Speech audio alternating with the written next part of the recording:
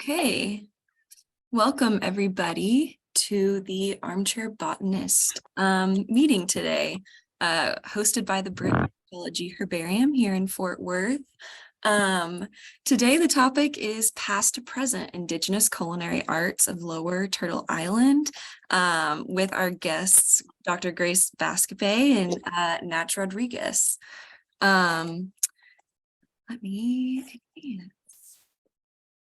So today's presentation is going to be about 55 minutes, followed by questions, time for questions, and then we're going to follow and end the presentation with a guided transcription blitz.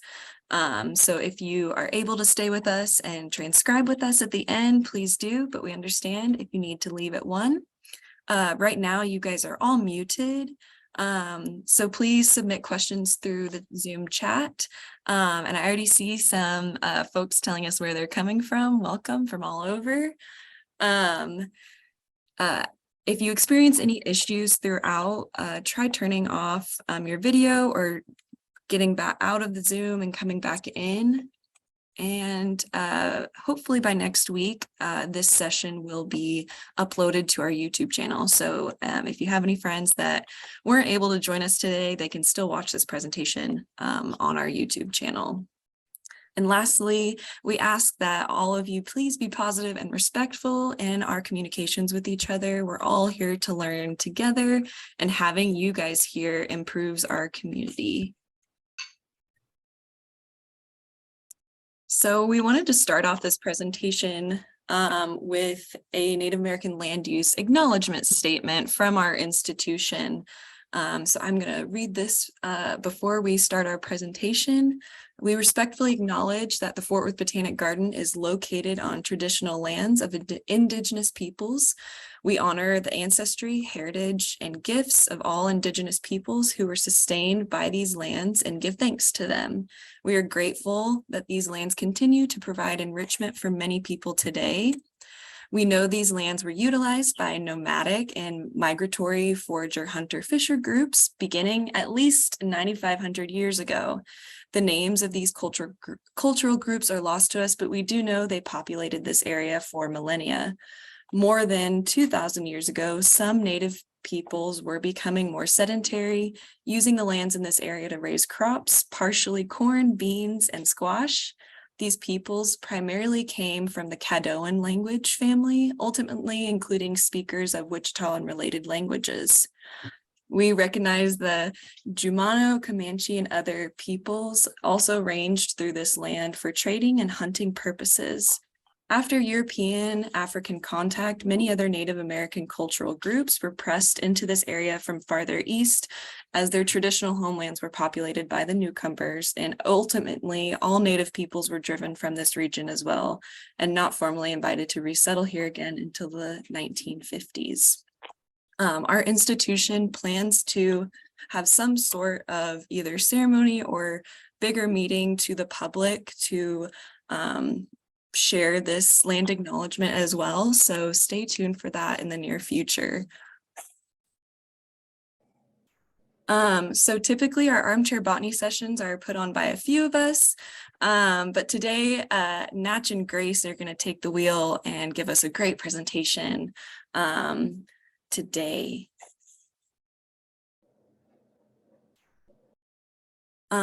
Just to start off, before we get started, I wanted to talk quickly about our current NSF grant to digitize all of our herbarium specimens from Texas and Oklahoma. So this project plans to digitize around 2 million herbarium specimens that are deposited across 60 or so herbaria in Texas and Oklahoma and a few other states as well. So it's possible that some of the specimens that you see here today were discovered or imaged because of this project. All right, I'm going to hand it off to Natch from here. Thanks, you guys. Hi, I'm just going to jump in real quick. I thought it would be a good idea to introduce this term and explain why we are using it. So Turtle Island is basically what is referred to as the North American continent. However, terms like Latin or American, while often better than other descriptions and useful in certain contexts and topics, are still fundamentally derived from colonial sources such as non-native languages, Spanish, Portuguese, or the Italian merchant Amerigo Vespucci. Consequently, there is or was a linguistic void in popular social and political discussion. How do we refer to the totality of this land without always deferring to language that was forced or that implies separation and colonial borders? Turtle Island has become the sort of inter-indigenous name for this land, around which conversations around land back, cultural reclamation, and indigenous sovereignty usually grow. Though despite its broadening usage, it is not a new term. In fact, there are several indigenous groups who historically within their own languages have called this land Turtle Island, or who have referred to the world as being upon the back of a giant turtle. Principally the Algonquin or Iroquoian speaking people groups, but also many others such as the Ojibwe and Haudenosaunee. And even in the tale in Mesoamerica, there are creation myths associated with turtles. Being such a unifying commonality for so many different peoples, for so long, there are speculated to be many different reasons for this, and it is probably not just one reason or another. Turtles are creatures of the earth and often associated with water, much like the landmass sits in the earth's oceans. They are also frequently, they sport vegetation on their backs.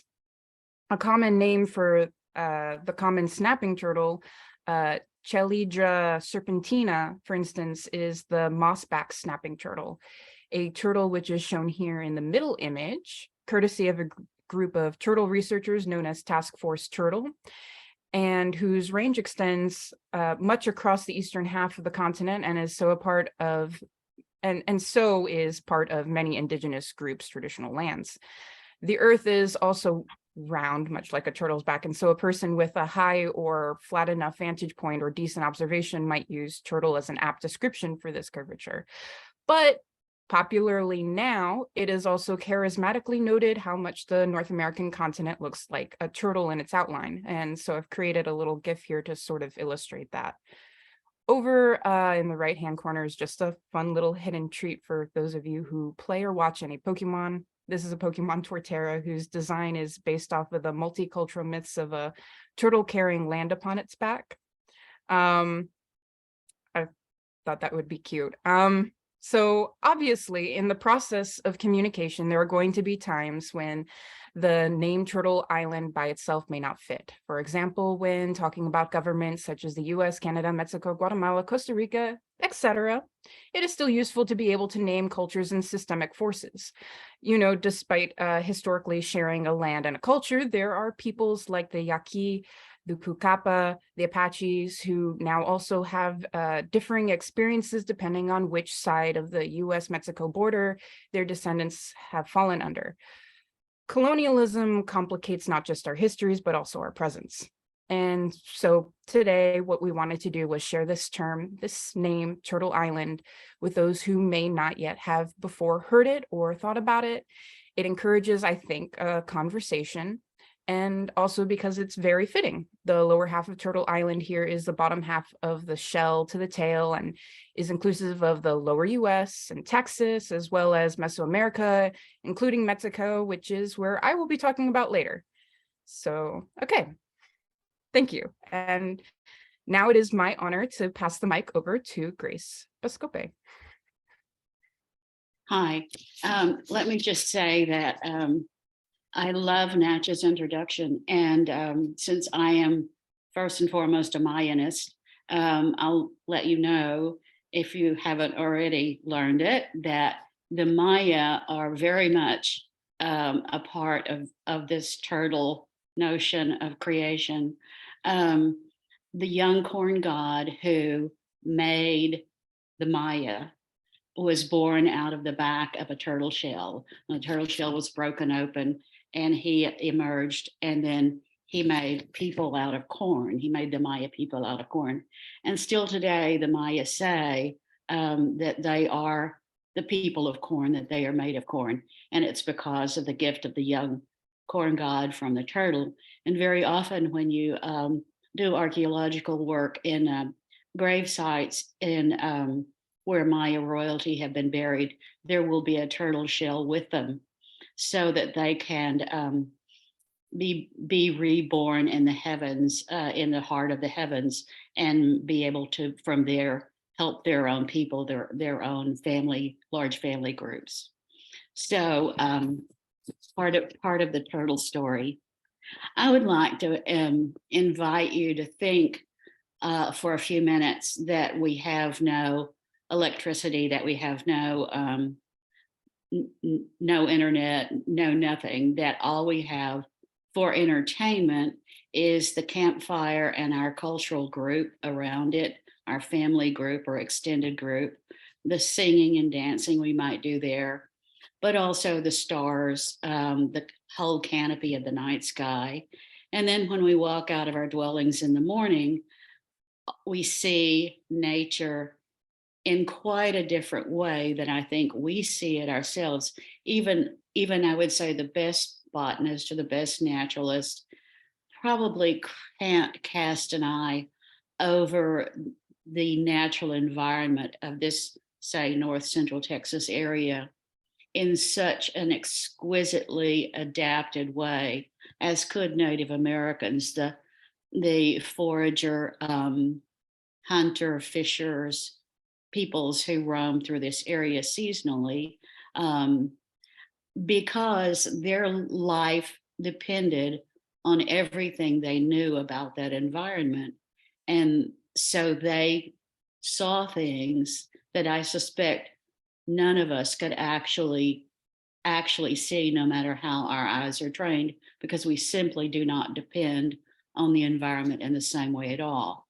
The other thing I'd like to invite you to think about is that we know from ethnographic work in the recent past and from archaeology that most of the provisioning of any cultural group in this area and basically throughout the world was done by women. We know that men were the providers of large game, the big protein bolus of meat, but women were the foragers, the plant utilizers, the plant finders, and they were also the people who gathered small animals by snares, who dug up insects and grubs. So they provided a lot of small protein, and much of that was in the form of plants. Let me say that you're seeing a picture of Cushaw squash, the argyrosperma, Cucurbita argyrosperma, because it does have such a beautiful silver seed. This is not a foraged plant. This is a cultivated plant, and it was cultivated all over the Southwest, the South and Southwest, the Southern Plains. We're lucky to have pictures taken by Edward Curtis in the middle of the last century when he ran around the country trying to take pictures of as many native cultures as he could find and be allowed into. The reason why I wanted to show this particular plant for two reasons. One is that we know that in our area around BRIT, around the North Central Texas area, we mostly did not have cultivators. We mostly had the forager, hunter, fisher peoples who came in and out and moved around seasonally, depending on where things were in bloom or where things were ripe, where plants were that they could get to, and then where the fish were at different times of the year when the temperatures of the waters changed. But this particular squash, the Cushaw, was processed as you see the Wichita woman doing. And what she did then was to cut it roundwise in circles, cut it across horizontally in circles, and put it on a pole and dry it. And therefore it could be traded among peoples, put in bags and traded among peoples all over the place.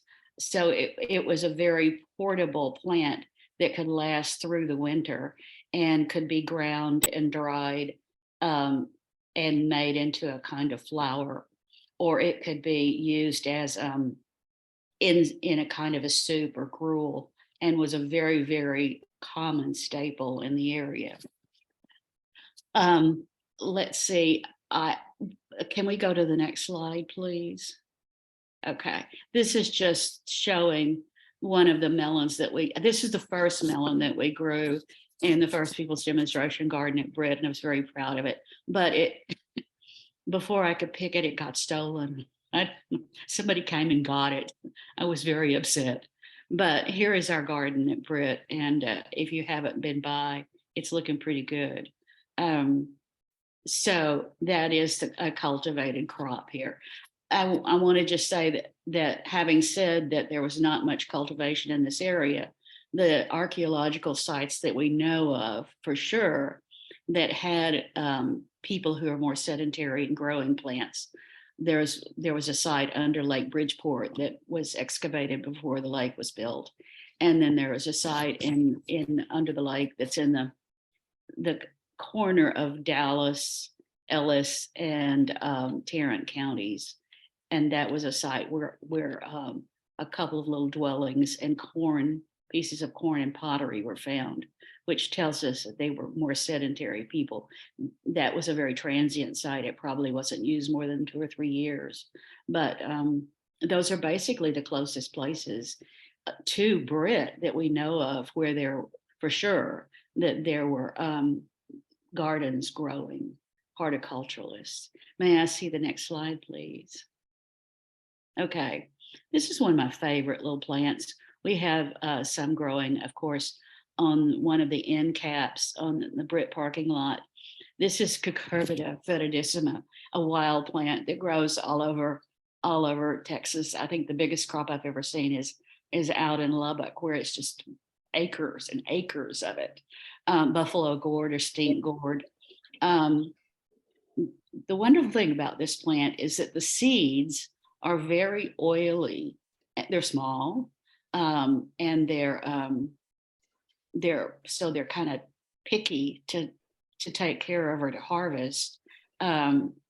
Once they're pressed and boiled, you get a really, really nice oil from them, and that oil was used for makeup, smoothing your skin if you were a Native American young woman, and for as a hair product, as a hair conditioner. But also it was used for the background material for a kind of pomade.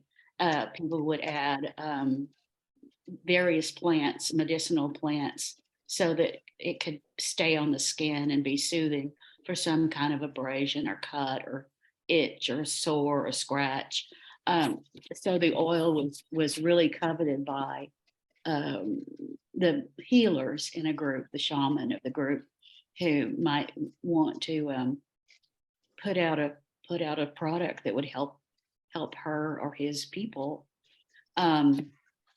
So, and I love the name. If you've ever gone out and broken off a leaf or bruised one of the gourds, it not just fetida, but foetidissima. It really is a stinky thing, but it has a lot of good uses. Could I see the next slide, please? Oh, I know you all know everything there is to know about Opuntia, but there are a couple of things that I would like to tell you about it that perhaps you don't know. We didn't have aloe vera when we were Native Americans before European African migration. So this was the aloe vera of the day. This is the mucilaginous center of the of the leaves or of the pads are what was used for the jelly inside, was what was used for a skin soother, to take down a little bit of swelling and to heal a little bit of redness from any kind of scratch or itch or that sort of thing. And because people were out in nature all the time at every turn, they got a lot of skin lesions, scratches, stings, stinging nettle, that sort of thing. And so anything that soothed the skin was good and useful. Also, the prickly pear pads, once they were scraped or burned or put in the fire and cleaned of their stickers, then they were oftentimes heated, and women would use them to put on their breasts to bring down their milk when they were beginning to lactate, or women would heat them and put them on their bellies when they had cramps, or put them on the bellies of little children when they had the tummy ache. Put them on the shoulders and the arms and the backs of men who were sore from cutting down wood from with a stone axe. So it was really the heating pad of the day, and very useful in that way. Let me tell you a little bit about another couple of plants that I don't have pictures for while we're here, and I apologize, I just do not have pictures of everything. But I wanted to tell you about bull nettle. I mentioned nettle already. Nettles are edible in general, and bull nettle is no different. It would not be my favorite food. It would be more of a starvation food, because the roots can be dug and eaten, not so very tasty. But the leaves can also be cooked and eaten. Once any nettle hits hot water or a hot surface, all those little pricklies burst, and it's no longer a danger to your skin. Handling bull nettle needs a lot of care. Using 2 sticks or using a piece of leather is called for, gauntlets nowadays, but easily done. Let me tell you that the seed pod of a bull nettle is an amazing thing. It's segmented, and if you take it off the plant when it's just about to start turning brown, you would want to put it in a jar or a paper bag, and let it ripen or let it dry out there. And the reason is the seeds are dehiscent. They will pop. You'll hear this loud pop, and they can shoot across a really big distance to spread the seeds. But that nut inside that seed pod is perhaps one of the tastiest things I've ever eaten in my life. It's I spoke with a gentleman at one point who was a cocaine addict, and he said that the first time he did a line of cocaine, he was looking for the second one. And I feel the same way about this nut inside the seed pod. It tastes like a combination of macadamia nut and Brazil nut. It's absolutely the most delicious nut I've ever seen. Now, you're not going to get very many of them in your life, because bull nettle is not cultivated anywhere, and it's, they're few and far between. But if you ever get a chance to eat one, please do. It'll be an incredible treat. Interestingly, the Senescolus genus is also the same genus that produces the tree spinach in the Yucatan and the Caribbean. And both of these sets of leaves have hydrocyanic acid. So they must be cooked for about 20 minutes to get that acid to change. You certainly don't want to give children a bunch of cyanide, but they are totally edible once they've been cooked, and are known to have a tremendous number of vitamins and minerals in them. So kind of like a a vitamin pill, basically. Okay, you want to change, and I'll go to This is actually in my front yard. The Cenizo, or these plants are used for now used commonly in landscaping in the city, but Cenizo is also called purple sage or desert sage, prairie sage, desert sage. Sometimes you hear it called rain sage, because almost any time of year after a really good rain, this thing might bloom. Makes a wonderful, wonderful tea. The taste of the ends of the leaves at the ends of the branches and the flowers make a great steeped tea, relaxing and refreshing. And then it's just dang pretty in your yard. Let me see if I've got some more more information about it. Well, you can see it and read it here. Also, do you want to go to the next slide? And then I'll talk about something else as well. Another great tea, Goldenrod. And I know that some people seem to have allergies to goldenrod, though it's not the real big, culprit. But the flowers in the spring, the early part of the year, when the flowers and the leaves are tender, it also makes a really good tea. And the tea again is really refreshing and bracing, and just totally enjoyable. And I'm told that people who take it, who drink it regularly, begin to develop a resistance to any allergies that they might have from goldenrod. Although goldenrod is not the big allergy producer that some people think, basically. Let's see. You want to go to the next slide, please? Okay.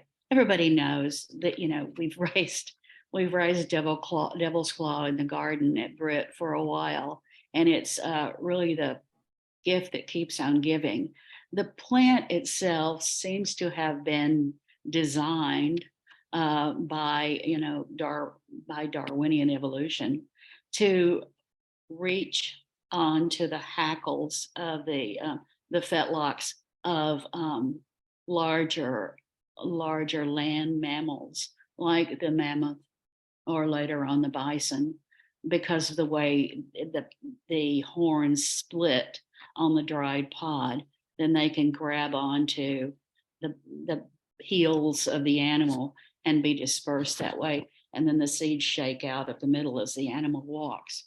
But a fun thing about this plant is that it is the pods themselves, when they're very small, smaller than the ones in the picture, are completely edible. And they're of course, everything is better with butter if you get them young enough and put them in a skillet and kind of fry them up with butter before they split into two. When they're just about an inch and a half long at the most, or maybe a little bit longer, they're delicious. And then, of course, the plant itself was used in dyes. But once the seed pod is mature, you want to go to the next slide, please. The seed pod is mature. You can see that the dark color would make a good dye. It was often woven into baskets because a lot of the basket straws were blonde or beige, and didn't have much color and much decoration. And so the seed pods are split and kind of beaten down and then used to weave in and out of the baskets so that the baskets would have more decoration and be prettier and be individualized by the women who were making them. And then, of course, they could also use the seed pod for dyeing materials that they might want to write on a piece of leather that some kind of leather that they had worked to make a map, that sort of thing. I have never seen. I was really interested to see this picture of the a pickled seed pod, and those look pretty big to me. I've not encountered pickled seed pod, and I don't think pickling was a part of native life in this area prior to contact. So I think that this is a now and not a then, but it's interesting. I'd be curious to see what they taste like pickled. You want to go to another slide? Let me stop though for a minute and say something about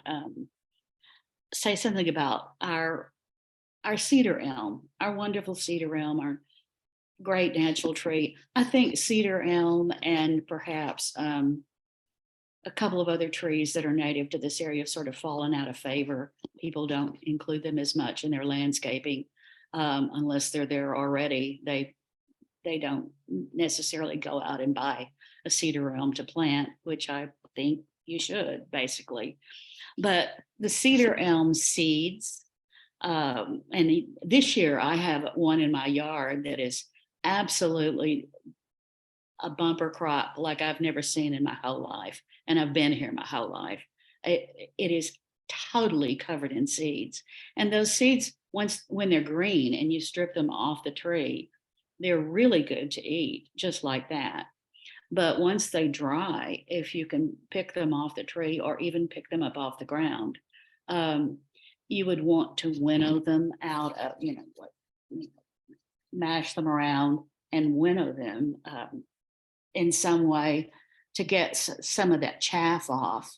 And then you can roast them and put some salt or other herbs as you like, and just eat them like you would any other kind of seed.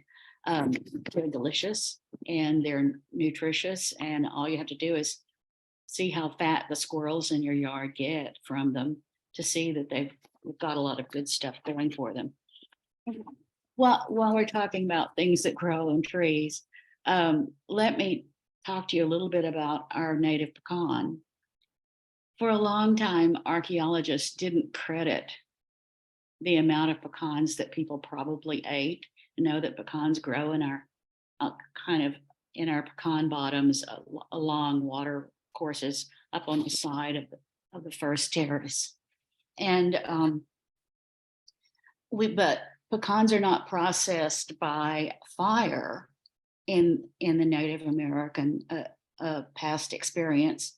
So they were never found in any abundance in archaeology sites, because archaeologists look for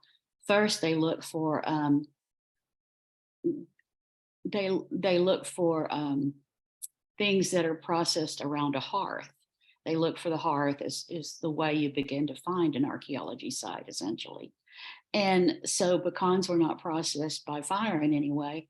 Pecan shells deteriorated. They didn't show up in the archaeological record until we began to explore the Pecos area more and found vast quantities of pecan middens in dry caves.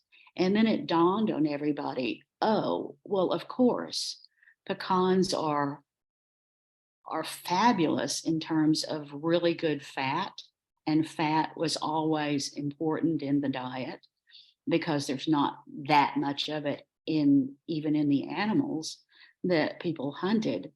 And pecans are portable. They come in their own nice little clean case, and you can store them for a long time and carry them around through the winter. They last all winter long. They don't get terribly rancid. for quite a while, as we know, and we keep them around our house too long sometimes. But we began to realize that pecans were a real part of the diet, a really important part of the diet, especially because of the oils and vitamins and minerals that are found in them. Great little package of goodie.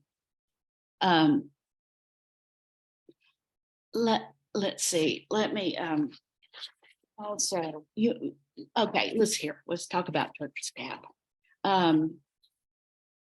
The Turk's cap is wonderful. I have a backyard full of it right now, and it's bloomed so beautifully this year. The flowers are completely edible. They're good. They taste good. And the berries, the fruit, the ripe fruit, once it turns blacker than this one on the page, it's they're quite delicious, and nothing wrong with eating them and enjoying them. Just right out of your yard, or right out off the bush if you find it. Have a good time with it. Natch, are you watching my time? I don't want to. Yeah, you're good. Okay, good.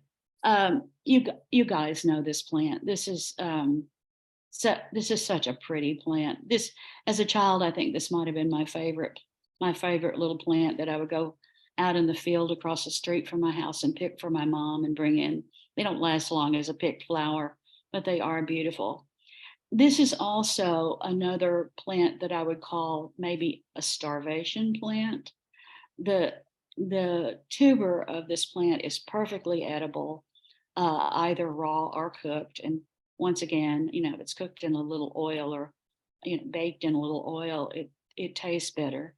But it's a little kind of a carrot-shaped root, and and that carrot-shaped root is perfectly edible. We have some ethnohistory of settlers, of European settlers in this area and in other areas of the plains that would dig these up and eat them as a starvation, a survival food. Because like I say, it's not really delicious, but it's certainly acceptable if you don't have anything else to eat. Let me, is there another slide after this one? No, there's not.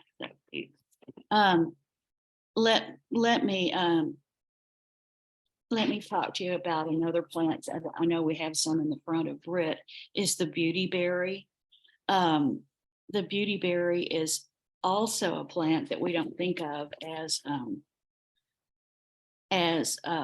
edible, but the berries with lemon juice and oil in a blender make a wonderful salad dressing, and the berries are perfectly edible, but you kind of want to spiff them up with a little something, another grass or grass or something that has a little tang to it. And of course, for us, that would be lemons nowadays, but they were eaten and used by Native Americans as well. Another berry that would possibly have been mixed with beautyberry is the berries from a hackberry tree, another one of our old native trees that has fallen out of we've fallen out of love with it, but it's a great tree. And it's kind of an ugly tree, but the berries on the hackberry tree are really good. If you get a bunch of them and rub the skin off of them, or you don't even have to do that. You can just kind of mash them and bruise them a little bit. There's not much meat to them at all, but they're very sweet to eat, and they're very astringent, and they make a really wonderful tea, like a refreshing cold tea. And we know that they were that Native Americans in fact did make a drink out of them and use them a lot. And they're a little tedious to get a big bunch of them, but it's worth a try sometimes.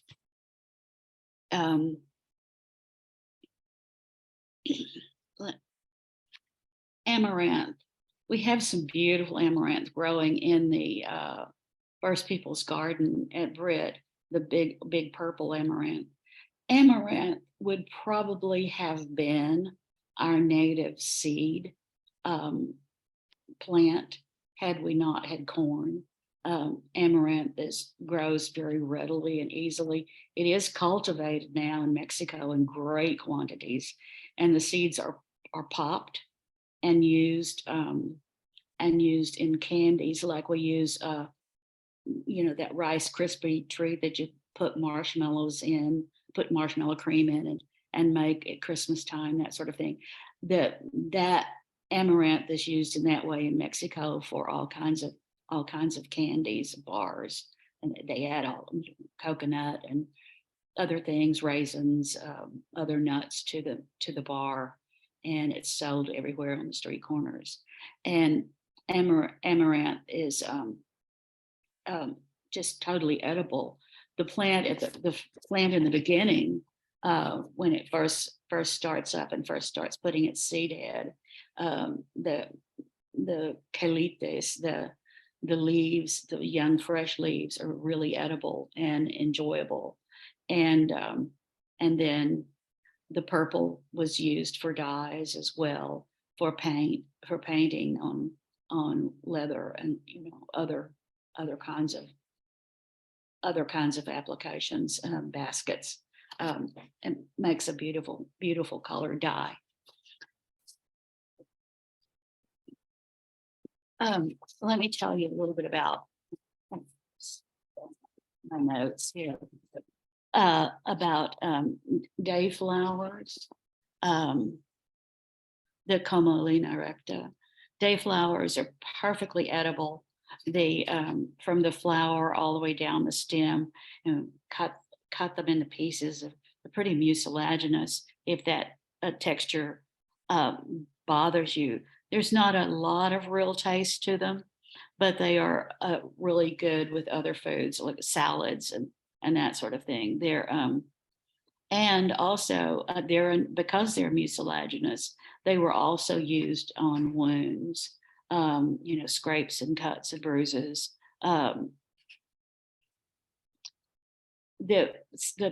Nowadays people use the flowers, throw them into salads for a decoration, and put them around a platter, a charcuterie board for decorations, that sort of thing, around cheeses. And again, they're totally edible and just pretty. And the same is true, by the way, of spiderwort, the Tradescantia. Most of the species of Tradescantia in this area are completely edible. The flowers, sometimes people confuse the two, day flowers and spiderwort. The day flower has only 2 petals at the top, and then a little white wing at the bottom, and the Tradescantia has 3 petals, and that's how you can tell the difference. And they're usually more blue than purple of the two. But the fact that they're both totally edible, you can't really go wrong if you don't know which is which, because they're completely good in salad, good in sautés. Oh, I didn't say about goldenrod. One of the nice things that we do with goldenrod today is just put the fresh flowers and young leaves in a bottle of vinegar, and it gives a really nice salady taste to the vinegar. Fun to kind of change up a little, just ordinary white wine vinegar, and have your goldenrod tasting vinegar. Another plant that I just love to eat is Smilex bona-nox, our greenbrier, our sticky greenbrier that can grow into such a matted jungle that you can't walk through it. But if you take the young tendrils at the ends of the plants when they're tender and young, and the young leaves, they make a perfectly good salad and are very, very, very tasty. And they, you can envision Native Americans simply walking along and eating them, plucking them and eating them as they went. And the same is true, by the way, of speaking of young tender leaves to eat. Our native redbud is a whole feast. In the spring, when the flowers are in bloom, and the leaves are the little bitty they're little bitty red tender leaves, totally edible, make a great to throw in any salad. And the same is true of the seed pods of the beans. When they're very, very, very young and tender and still kind of red, then they're equally as edible. And the whole thing, the seed pod and the seeds inside, just munch on them. They're delicious. I'm gonna, let's see. Oh, Jerusalem artichokes, which is Helianthus tuberosa. Jerusalem artichokes are they just are sunflowers that grow naturally, and I think people don't realize that under the Helianthus tuberosa is that tuber that is so delicious that Native Americans would smoke them. I mean, not smoke them like a cigar, that they would do with oak leaves, but smoke them in over the fire, roast them and smoke them over the fire, and slice them and eat them either fresh or cooked that way. And of course, today we pickle them, we bake them. I'm crazy about just putting a sheet tray in the oven with them with a little bit of olive oil. They're incredibly delicious.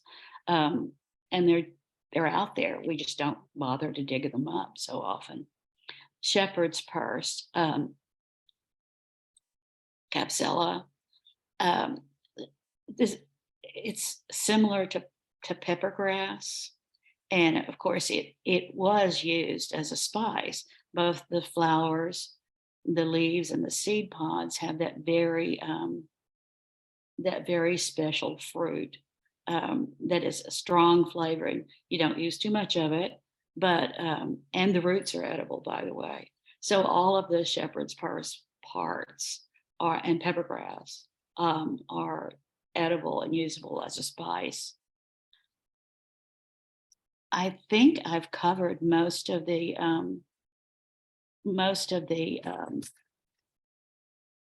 plants that I had planned on talking about. One other is one of my favorites is Rhus trilobata, which was unfortunately has been called squaw bush, and that's because I believe that it has some very long stems on it, and the stems could easily be broken off and used as the framework for baskets. And you often find the Rhus trilobata as the basis, the sort of spiderweb ribs of a basket that might be woven with cattail grasses, that sort of thing. And so that very common use in baskets. And as it turns out, the berries are actually edible. They have a pungent smell. It's also called stink bush, but there's no reason not to eat the berries if you don't mind the smell of them. They don't taste bad at all. They don't taste as bad as they smell. Yaupon holly, another plant that was used a lot by Native Americans. It's full of caffeine. It's also full of theobromine, and so it's a real Kickstarter to use the leaves in tea. There's there's controversy about whether the berries were ever eaten. We know that the leaves were used in teas, in feasting, and in purification rituals.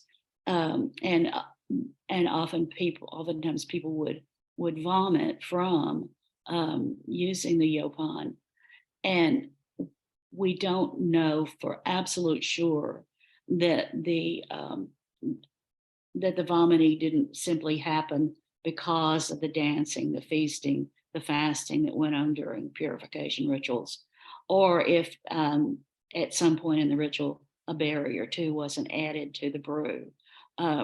That's very controversial, and I certainly wouldn't recommend it. I think a very few berries would be very detrimental to children.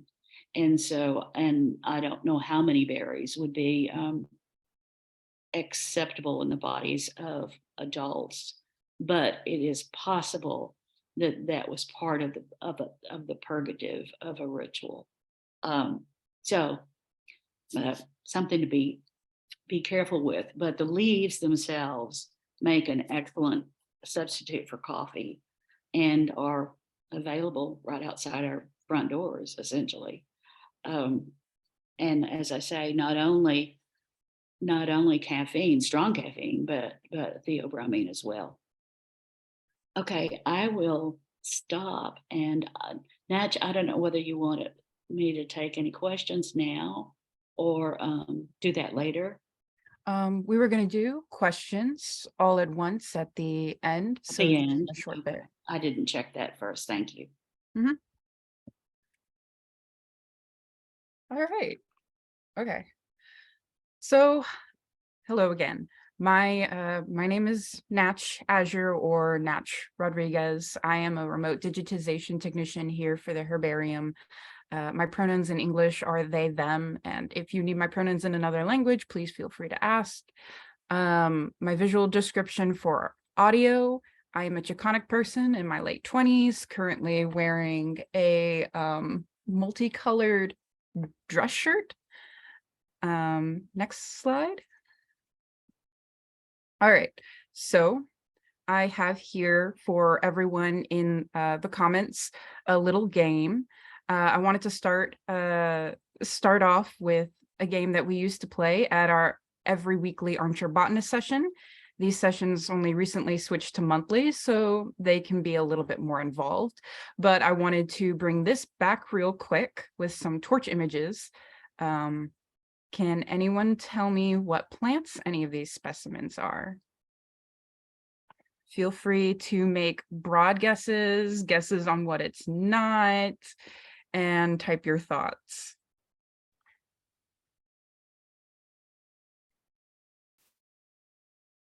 Okay. So the first and last ones, I'm going to give you a hint. The first and last one are species who will be used in the recipes of the following slides.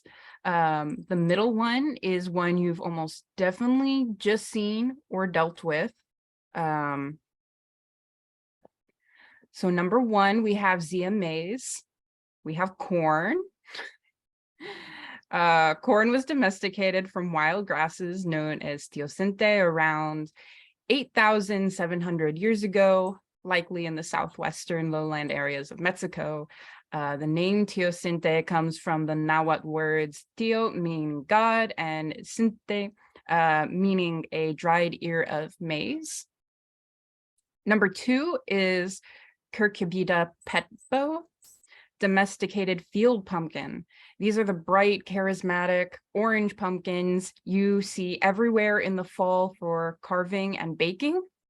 Getting any of the squash genus, any of the gourd genus on a sheet of paper is quite a particular skill. And I think maybe we might go into that sometime because it's quite involved, but this is a lovely specimen showing how when that's done well. These were domesticated, nearest current research suggests somewhere between 8,000 to 10,000 years ago. The oldest evidence of its domestication being found in Oaxaca, Mexico. So it is the oldest cultivar on this slide and also older than the domestication of beans. Cucurbita, as you might have guessed by now, is the genus for squash in the gourd family Cucurbitaceae. And number 3, we have Capsicum annuum. The double U, it's spelled with 2 U's at the end, always trips me up. The jalapeno pepper, which was domesticated 6,500 years ago, likely in Central East Mexico. And you'll never guess the family name for it, or maybe you will. It's Piperaceae. So if you were going to guess like Pepperaceae, something obvious, yeah, you were basically right. In the wild, peppers often start out as small berries. Peppers are berries. And obviously, if you've ever grown any domesticated peppers yourself, you've seen how small and round they start. And yeah, the locality for this species has been obscured on Torch. So I just decided to keep all the labels covered, basically, out of safety. So next slide. So now in this part of the presentation, I am going to talk to you just a little bit about the indigenous foods of Mexico. Indigenous foods, like culture as a whole, are not singular artifacts of the past, nor are they static and unchanging. They are dynamic and diverse. As the people groups of Turtle Island have experienced changes, so too have the foods. And I'm going to just dip a little toe into the vast world that is Mexican cuisine, a lot of which has pre-colonial origins, but has continued to be adapted and, just like an old story, retold in new ways. Specifically, I'm going to tell you about bocoles, or bocol. This is a food with origins in the Huasteca region of Mexico, a cultural region that incorporates parts of many different states, including Tamaulipas, where the coastal city of Tampico is, and where my grandmother raised her family.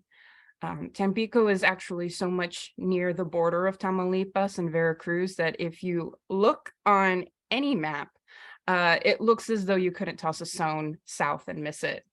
Next slide. Okay, so bocoles are a type of flat corn cake. The name is a Tinec or Huastec word for round corn food. You will find many names and variances throughout every land, including in the Huasteca region for flat corn cakes, wherever corn has been traditionally grown. Bocoles typically involve fat of some kind, lard or butter, and I chose butter this time. I find if you are cutting from a stick, just continue cutting up the piece until you use smaller pieces so they melt better in the microwave. You'll want 1 cup of masa, which is corn flour. Add some salt to taste, though if you're cutting down on sodium, you can probably get away without it.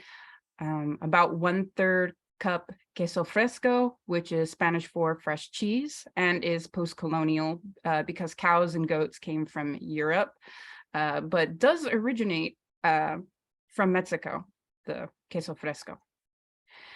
A dollop of oil never hurts. Olive or vegetable, even grapeseed. I've used all of the above at one point or another.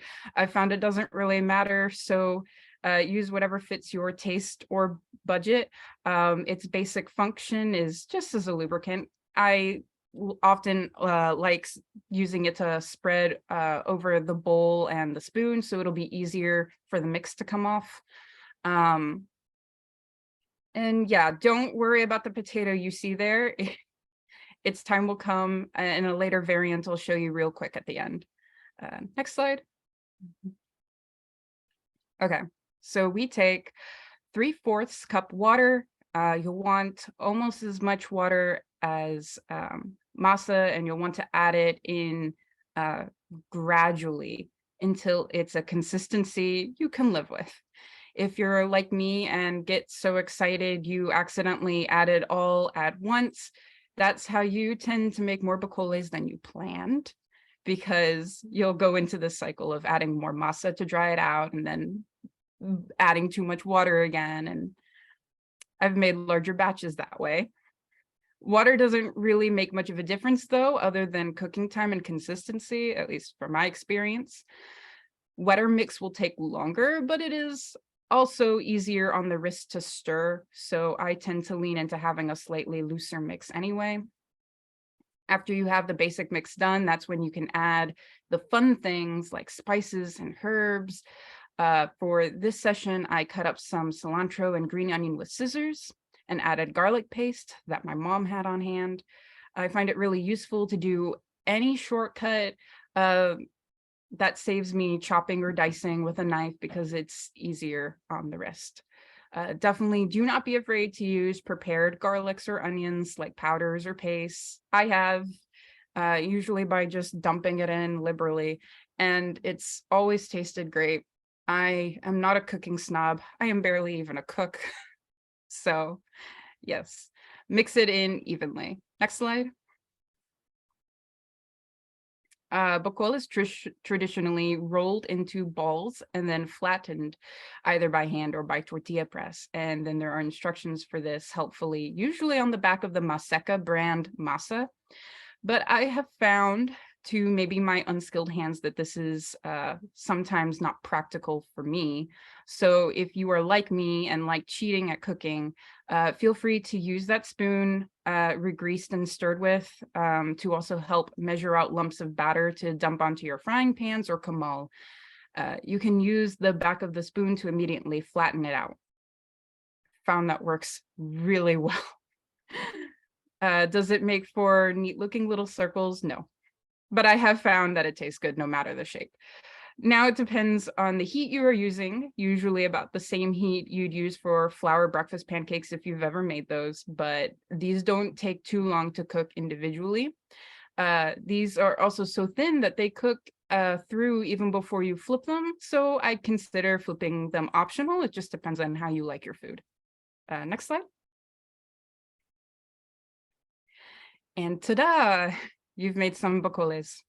The batch I made actually wound up being around 12 in number, and in many parts of La Huasteca, it is served for breakfast. I have made them for dinner, though. Next slide. Some tips and a little extras. Dual wielding pans help shorten the time at the stove. You can eat them plain or dressed up however you like. I always add salsa verde at the very least, but I won't judge you for doing different. A variant I have come up with and have done more often is with eggs and potato instead of fat or lard. I kind of just call these bocoles because that is, I think, their greatest similarity, but I guess it would be up to you to decide whether it would be up to someone definitely more knowledgeable than me in terms of cooking to decide if that is not a mistake. But like I call them bocoles de papa or papacoles. The dried mashed potato mix is very handy. I made these actually for the faculty lunch this time last year, and I'm sorry, but Tiana and I think Morgan Gostel asked for the recipe, and I guess this is the earliest I've given it to y'all. And then when I was telling my tío about this presentation, he wanted to know if I was including salsa, and I had to tell him, unfortunately, I don't think we'll have the time to get into all that. But if you are curious, here's a basic rundown. Remember, if you are using more tomato, in Nahuatl, tomato translates to fat water. The more mild it will be. Tomato is technically optional. It depends on how aggressive you're feeling. In my family, there was a saying that the angrier you are, the spicier and better salsa you made. Leaving in the seeds of the pepper will also add heat. The most helpful tip here, though, is to not touch your eyes after chopping and touching the peppers without thoroughly washing them first. Capsaicin is a wax and will be resistant to cursory hand rinsing, capsaicin being the chemical that is responsible for spice and burning. always use water to cool your eyes or tongue. Next slide. And real quick, tribute to my tia. I didn't know how fast I would be speaking or how much time I would have. So I wanted to quickly also show off my Auntie Mary Lou's method of making quesadillas, a method which I am sure is shared all over, but which I learned from her and she learned from my grandmother, I believe. Once again, we are using the most sacred and dynamic of food plants, corn. We are using just water and masa and a lot of patience. You start out in a way similar to just making tortillas, and you can do this with the tortilla press or your hands. Here I have illustrated how to do it with your hands. Bear in mind, mine don't come out gracefully, so you may want to double check your method with somebody else. You will add the queso fresco in the middle and use Play-Doh skills to seal it up. If you overstuff, that's okay. The queso will just leak out and it fries in the oil on the pan and tastes delicious. It's all very handsy, but the lovely thing about these is it's like pottery. You can always see the imprint of the person who made them. And typically we wind up with half circles, but you can also do, next slide. You can also do shapes. I've actually seen a Mexican chef use a deep fryer to dump quesadilla sculptures in and make 3D quesadillas from like giraffes and dinosaurs. But here are some 2D shapes I did for my wife. Next slide. So we have, I try to do a bat, a heart, little cat, a skull over in the top right corner, a bunny in the lower right-hand corner for my friend Jenna. In the middle right is my attempt at a dinosaur. Started out on its belly, realized that wasn't going to work, so turned it on its side, and that worked a lot better. It's basically quesadilla shape anyway. A star, and over in the left-hand corner are actually some 6- and 4-sided die that I tried to make for D&D, Dinner and Dine. And they actually did kind of work. This is totally optional, up to you, Ash. But I had a video down there showing them roll. Yeah. Hopefully it works.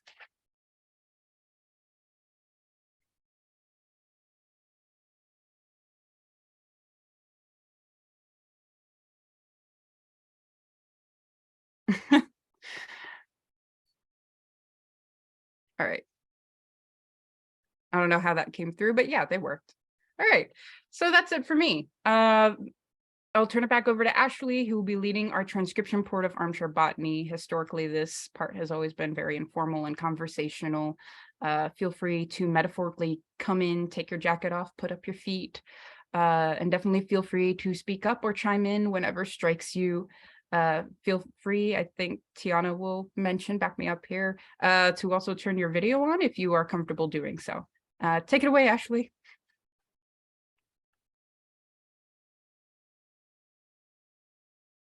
Thanks so much to both of you. I can't turn back on my video, but yes, does anybody have any questions for either Grace or Natch? You can definitely unmute yourself or just type it in the chat. I know we've made it to our hour mark, so if any of you have to get going, we understand. But from here on out, we're going to start transcribing. So some of the specimen images that you saw throughout the presentation, I'm going to be going through how to actually transcribe those specimens and how folks can help us out with our project. So I will keep an eye on the chat. And thank you guys for joining us. Okay, we've got one question for Grace from Anna. Do you know what year those very first photos of the Native American women with that specific squash were taken? So let's quickly go back a lot of slides because it's such a great picture. 2 pictures. And Grace, I'm asking you to unmute. However, there we go. I meant to look that up again. I don't remember. It was in the middle of the 1900s. Curtis went all around the United States trying to photograph the end of the 1900s, I'm sorry, trying to photograph as many Native American groups as he could get to. And so his volumes are, I don't know how many volumes. I know there, I think there must be 30 of them. And he has a lot of ethnographic information and a lot of photographs of the of Native Americans doing all kinds of things.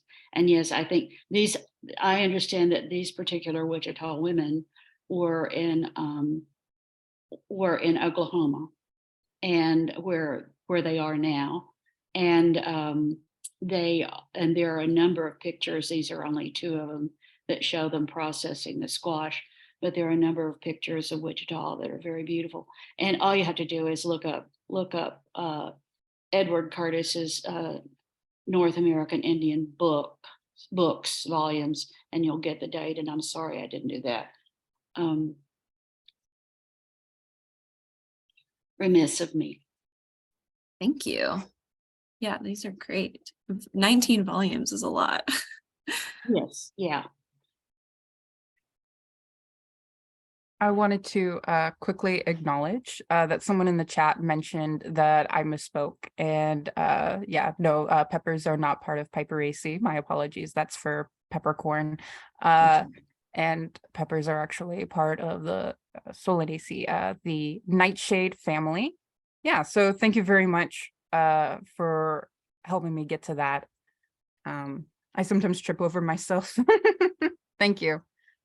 And let me say that Capsicum annuum, the one that we showed, the one that Nat showed, is the berries or the fruits, the peppers are actually called chiltepin, and they are considered the original pepper, the original capsicum, and the sort of the mother plant of basically all peppers have, by Darwinian evolution, been derived from Capsicum annuum. And I always keep a little bit of it in my kitchen. They're very, very hot and very, very pungent. In the community where I live in the Maya world, and I've read this in ethnographic material from other places, other Native American groups, when the peppers are actually ripe and red, the little red berries, children are kept away from the plant, which makes sense. But the idea is that the children will get pink eye if they're around the plant, that pink eye will leap onto the children. Well, and it kind of makes sense because, in fact, the berries are attractive and children will touch them. And as Natch explained, capsicum is rather waxy, and you do really need to wash your hands very, very well. And then don't touch your eyes. So it's sort of a folk understanding of how children should be kept away from the chiltepin plant, the Capsicum annuum plant. Thank you for that. Yeah, that definitely makes sense.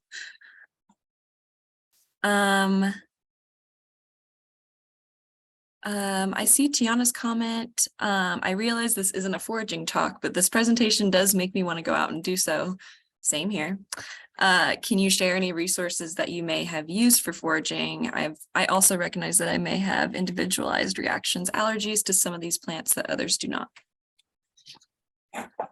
And what was the end of it? The resources? What kind of resources are we talking about? Used for Publications? foraging. For foraging. I'm sorry, say it again. Any resources that you may have used for foraging? Resources like books. Yeah, I think that's what Oh, it's indicating. yeah, there are just lots. There are lots of them. I could make a small list. Yeah, that would be great. And maybe we can include that in the recording of this presentation. Just a few resources in the summary of the video might be nice. Yeah, that would be great, Grace. Great. Yeah, I'll put 3 or 4 down. I've got a stack of them in my office.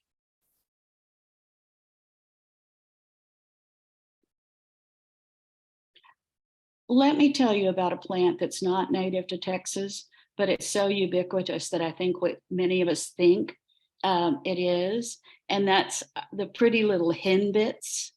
The species is, the genus is Lamium, and it's got the cute little sort of rabbit flowers, a cute little rabbit face, basically, and they're everywhere. They grow in any disturbed soil, and we're always plucking them out of our yards and our flower beds. But if you, and they come from Europe and North Africa and Asia.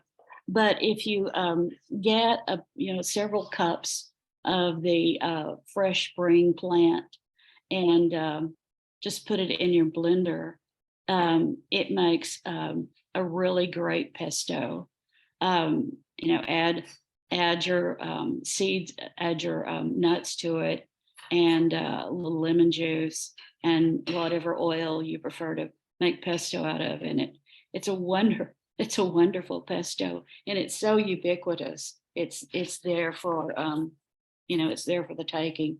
Even I don't know quite how it got here, but somebody brought it, and somebody who loved it back in the old country at some point brought it, and it's everywhere, and just really good to eat.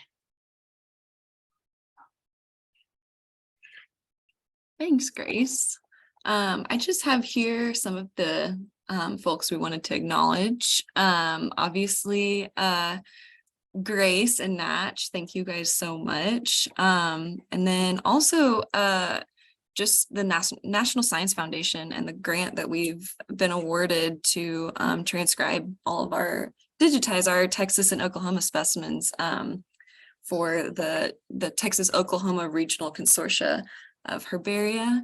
And then also Michael Denslow is on here, who oversees Notes from Nature, which is where we've had now 30 expeditions since 2020 for volunteers to help us transcribe our specimens. So again, if you want to stick around to just see what that looks like real quick, I can share where our expeditions are.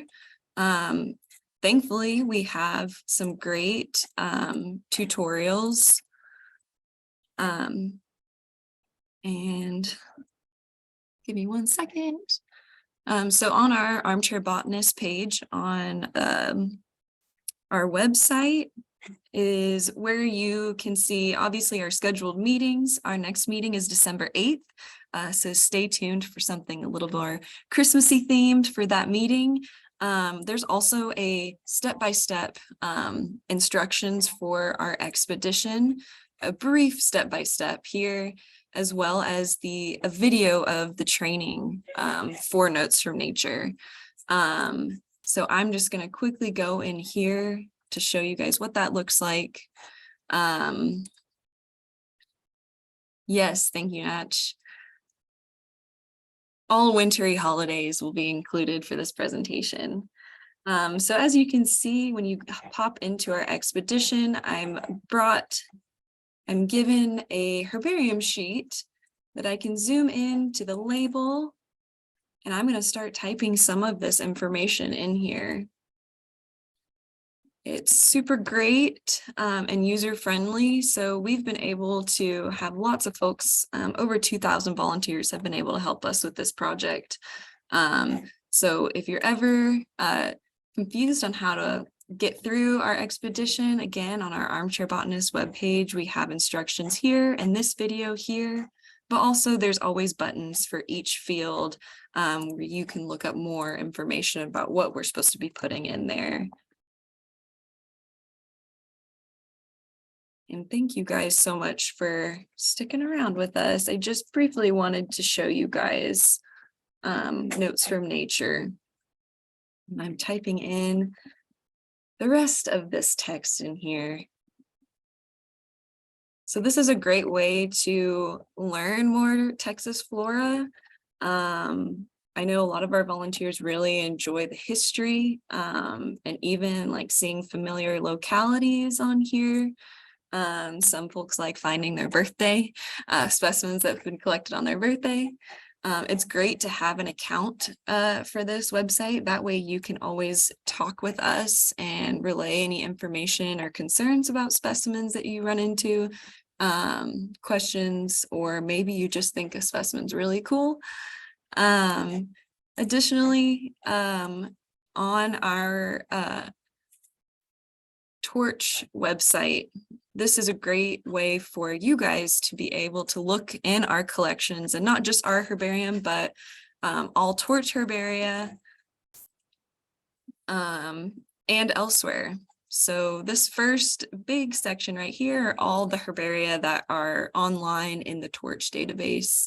And then you can see across the US, there are other herbaria as well. So I have all selected right now, but let's just pop into just the BRIT collection. I'm going to search for some corn specimens, maybe just with images, and let's see. Won't have any images, but let's try one more time. Z maize. All right, so we do have 2 specimens that are in our database here. So if you're ever interested in what's growing around you, this is a great place to just search herbarium collections, whether you want to search specifically a species, or maybe you're just curious what is growing in your county. You can even narrow it down to just a year perhaps, or a range of years. So let's see if I do that right there. Okay, between the 80s and the 90s, or in the 90s, looks like we have 113 specimens that are transcribed from Tarrant County in our database. And from here, you're able to download this data. You can click into a record and actually see the specimen image as well. So I just wanted to make sure that I shared that with everyone today before hopping off. And again, I just want to thank everyone again for joining us today, and I hope that you guys will join us next month as well.